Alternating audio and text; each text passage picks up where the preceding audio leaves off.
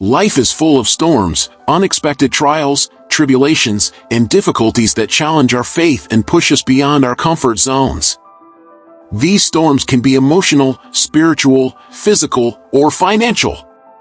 They can appear suddenly, much like a violent tempest on the sea, leaving us feeling shaken, vulnerable, and uncertain about the future. However, as believers, we must remember that God is sovereign even in the midst of the storm. He is not taken by surprise by our struggles, nor is he absent when we face hardships. Instead, he calls us to trust in him, to lean on his promises, and to find refuge in his presence. Trusting God in the storm requires an unshakable faith that rests in the assurance of his love, his wisdom, and his divine plan. The Bible is replete with examples of how God delivers his people from overwhelming circumstances, proving time and again that he is a refuge and stronghold in times of trouble. One of the most compelling biblical accounts of trusting God in the storm is found in Matthew 8 verses 23 to 27. In this passage, Jesus and his disciples set out on a boat, only to be caught in a fierce storm. The winds raged, the waves crashed, and fear gripped the disciples' hearts. Meanwhile, Jesus was asleep. In their panic, they woke him, crying out, "Lord, save us! We are perishing!" Jesus, in response, rebuked the winds and the sea, and immediately there was a great calm. He then asked them, "Why are you afraid, O you of little faith?" This account teaches us several crucial lessons about trusting God in the storm. First, storms will come even when we are following Jesus. The disciples were with him, yet they still encountered a storm. Second, fear and doubt often arise in the midst of adversity, tempting us to question God's presence and power. Finally, Jesus demonstrates that he has complete authority over the storm, and when we call upon him, he is able to bring peace to our troubled hearts. Persevering through life's storms requires a deep and abiding faith that refuses to waver even when circumstances seem dire. James 1 verses 2 to 4 tells us, "Consider it pure joy, my brothers and sisters, whenever you face trials of many kinds, because you know that the testing of your faith produces perseverance. Let perseverance finish its work so that you may be mature and complete, not lacking anything." This passage challenges us to view trials not as setbacks but as opportunities for spiritual growth. When we endure difficulties, our faith is refined like gold in the fire. God does not allow storms to destroy us, rather, he uses them to strengthen us, to deepen our reliance on him, and to shape us into the image of Christ. Perseverance requires unwavering trust in God's sovereignty. It means believing that he is working all things together for our good, even when we cannot see the outcome. It involves steadfast prayer, meditating on his word, and maintaining an attitude of worship in the midst of hardship. One of the greatest obstacles to trusting God in the storm is fear. Fear is a natural human response to uncertainty and danger, but it should never be allowed to control our faith. Isaiah 41 verse 10 offers this reassurance, "Fear not, for I am with you, be not dismayed, for I am your God. I will strengthen you, I will help you, I will uphold you with my righteous right hand."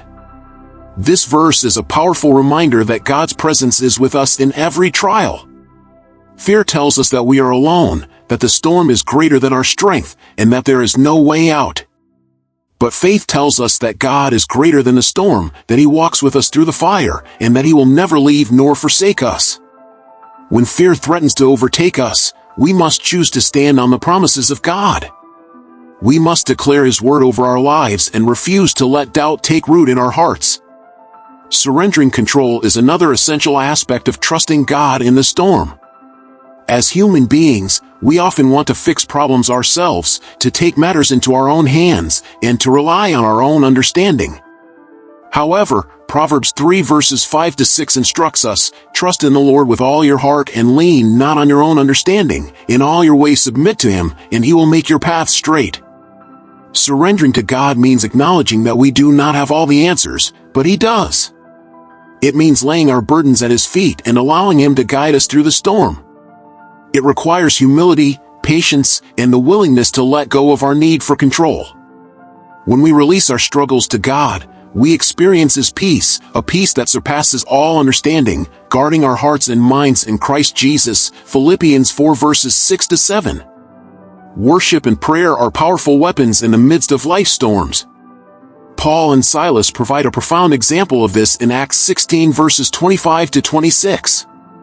Imprisoned for preaching the gospel, they found themselves in a dark and hopeless situation.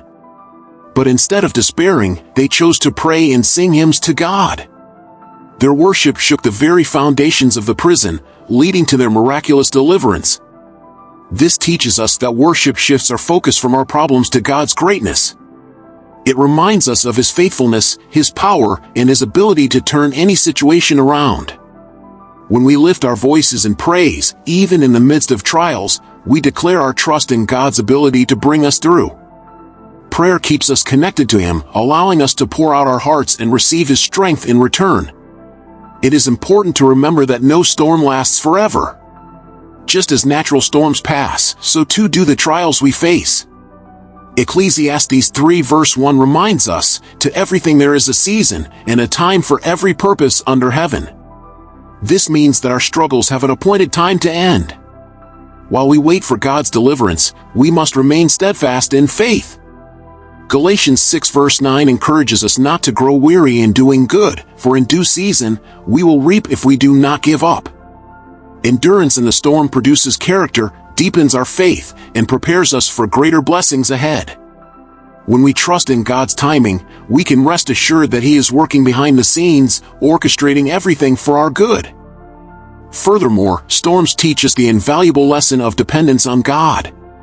When we are faced with difficulties beyond our control, we realize our own limitations and are drawn closer to our Creator. Trials strip away our illusions of self-sufficiency and remind us that we need God's grace, guidance, and strength daily. This dependence fosters a deeper relationship with Him, one built not on convenience but on genuine trust and surrender. In the midst of life's most turbulent seasons, we discover the beauty of leaning entirely on God's strength rather than our own. In conclusion, trusting God in the storm is not always easy, but it is necessary. Life's trials are inevitable, but so is God's faithfulness. He is our refuge in the storm, our peace in the chaos, and our guide through the unknown. When we choose faith over fear, surrender over control, and worship over worry, we position ourselves to experience His divine intervention. The storm may rage, but our God is greater. He will carry us through to the other side, stronger, wiser, and more deeply rooted in Him. So stand firm, hold on to His promises, and trust that He who began a good work in you will bring it to completion. Philippians 1 verse 6.